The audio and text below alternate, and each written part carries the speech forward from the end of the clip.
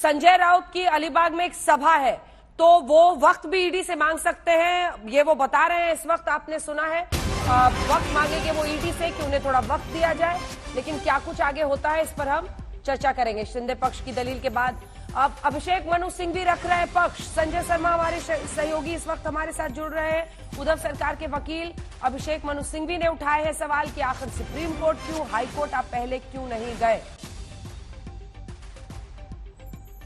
Sanjay, supreme court ने सुनवाई के दौरान बहुत सारे ऐसे सवाल उठाए हैं, जिसमें पहला सवाल तो ये है कि क्या डिप्टी स्पीकर या स्पीकर किसी भी सदस्य के खिलाफ अयोग्यता की कार्रवाई पर कार्रवाई कर सकता है जिसका खुद पद उस पर अंडर स्कैन हो, यानी वो खुद पद जिस पर उसको हटाने की अर्जी लगी हुई हो। क्या ऐसी स्थिति में डिप्टी स्पीकर या स्पीकर किसी सदस्य की अयोग्यता की कार्रवाई शुरू कर सकता है।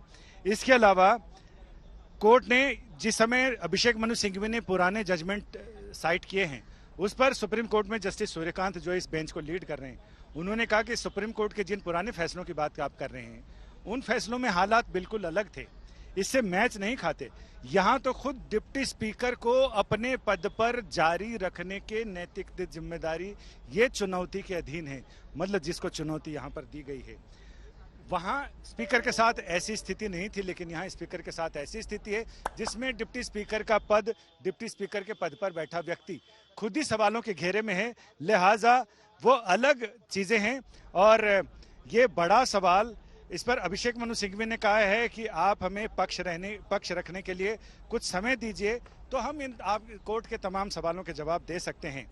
सिंह ने कहा कि अभिषेक मनु सिंघवी ने कहा कि याचिका उनके पास कल रात ही आई है, पूरी रात उन्होंने इसका अध्ययन किया है और इसमें से पॉइंट्स निकाले हैं। इस पर सुप्रीम कोर्ट ने कहा है कि डिप्टी स्पीकर ने रिकॉर्ड पर कहा है कि कभी भी उन्हें पद से हटाने के लिए किसी भी सदस्य ने कोई नोटिस नहीं दिया है। और दो निर्दलीय विधायक, दो बीजेपी के विधायक, उनका दावा है कि उन्होंने डिप्टी स्पीकर को पद से हटाने के लिए नोटिस दिया गया है कि इस पर कार्रवाई शुरू की जाए। इस पर कोर्ट ने भी सवाल उठाया कि क्या वही आदमी अपने ही खिलाफ, अपने को हटाए जाने के खिलाफ जो नोटिस है, क्या उस पर वो विधानसभा में बैठकर सुनवाई कर सकता है। तो इस पर सुप्रीम कोर्ट ने कहा कि अगर ऐसा है तो हम हलफनामा दाखिल करने को कहेंगे, क्योंकि डिप्टी स्पीकर को हलफनामा देकर यह बताना पड़ेगा कि उनके खिलाफ अब तक किसी भी तरह का किसी भी सदस्य ने कोई नोटिस नहीं दिया है उन्हें हटाने को लेकर। वहीं दूसरी तरफ सवाल ये उठता है कि अगर स्पीकर को नोटिस मिला है तो क्या उन्होंने उसे अपने आप ही खारिज किया है, किस प्रक्रिया के तहत खारिज किया है। सुप्रीम कोर्ट ने यह भी कहा है कि अगर स्पीकर ने नोटिस को किसी कारण से रद्द किया है तो इसका मतलब है कि वो इस मामले में खुद ही जज भी बन गए हैं। तो ये तमाम चीजें जिसको सुलझने की उम्मीद थी सुप्रीम कोर्ट के सवालों से, वो चीजें लगातार उलझती हुई नजर आ रही हैं। और इसमें स्पीकर, पहले तो उनको पार्टी बनाया गया था, लेकिन सुप्रीम कोर्ट के सवालों से लग रहा है कि अब स्पीकर को हलफनामा देकर वो सारी प्रक्रिया बतानी पड़ेगी जिसके तहत क्या उनको नोटिस मिला तो उन्होंने उसे खारिज कैसे किया। और कोर्ट का सबसे बड़ा सवाल है, अपने ही खिलाफ नोटिस को बिना सदन में रखे उन्होंने खुद ही जज बनकर कैसे खारिज कर लिया, इसका जवाब उन्हें देना पड़ेगा। ये बहुत बड़ा संकेत देता है संजय जो आप बता रहे हैं इस वक्त, यानी कहीं ना कहीं अब ये मामला जिसमें डेप्यूटी स्पीकर की तरह से डिस्क्वालीफाई करना था विधायकों को, जो नोटिस के जरिए आज 5:30 बजे का, देखिए अब बज गए हैं 2:30, 5:30 बजे तक का डेडलाइन है, वहीं कोर्ट ऐसे संकेत दे रहा है कि डेप्यूटी स्पीकर ने क्यों अनदेखी की जो याचिका उस तरफ से आ रही थी। एक बार फिर से हमारे दर्शकों को पूरा कॉन्टेक्स्ट समझाएं। जी हाँ, बिल्कुल अनदेखी की। एक तो बड़ा सवाल ये कि अनदेखी की, साथ ही उनके जो अधिकार क्षेत्र हैं उन्होंने अपने अधिकार क्षेत्र नहीं समझे, स्थिति की नजाकत नहीं भांपी और ये नहीं समझा कि उनके खिलाफ उन्हें पद से हटाने को लेकर याचिका अर्जी दाखिल की गई है डिप्टी स्पीकर के ऑफिस में। उन्होंने ये कहा कि उनको कोई अर्जी नहीं मिली है और किसी भी सदस्य ने उनके हटाने को लेकर किसी तरह का कोई पिटीशन नहीं डाला है।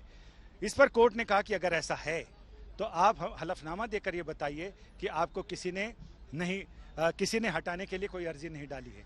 इन याचिकाकर्ताओं का ये कहना है कि जिसकी कुर्सी खुद ही सवालों के घेरे में है जिसको हटाने को लेकर मुहिम चल चुकी है, बिना सदन का सामना किए, सदन में सारी बात रखे हुए, क्योंकि अध्यक्ष का चुनाव भी सदन करता है और अध्यक्ष को हटाने की कार्रवाई भी सदन के सामने होनी चाहिए। तो आखिर कुल्हड़ में गुड़ कैसे फोड़ लिया डिप्टी स्पीकर ने? बड़ा सवाल ये एक पुरानी कहावत है कि किसी को भनक ना लगे और कोई कोई काम कर जाए, कुल्हड़ में गुड़ फोड़ना कहते हैं। तो सीधा सीधा इनका ये कहना है कि बिना सदन को विश्वास में लिए उन्होंने उस अर्जी का खुद ही निपटारा कैसे कर लिया। सुप्रीम कोर्ट ने भी ये सवाल उठाया है और सुप्रीम कोर्ट ने भी इसमें यह कहा है कि आखिर ये ऐसे जो दलील याचिकाकर्ताओं की तरफ से दी जा रही है, उससे तो ये लगता है कि श्रीमान जरवाल जो डिप्टी स्पीकर हैं वो खुद ही अपने मामले में जज बन गए। उन्होंने अपनी याचिका के बारे में बिना सदन को कुछ बताए खुद ही फैसला भी कर लिया। तो ये बड़ा सवाल कोर्ट ने उठाया है, जिस पर अब डिप्टी स्पीकर को जवाब भी देना पड़ेगा।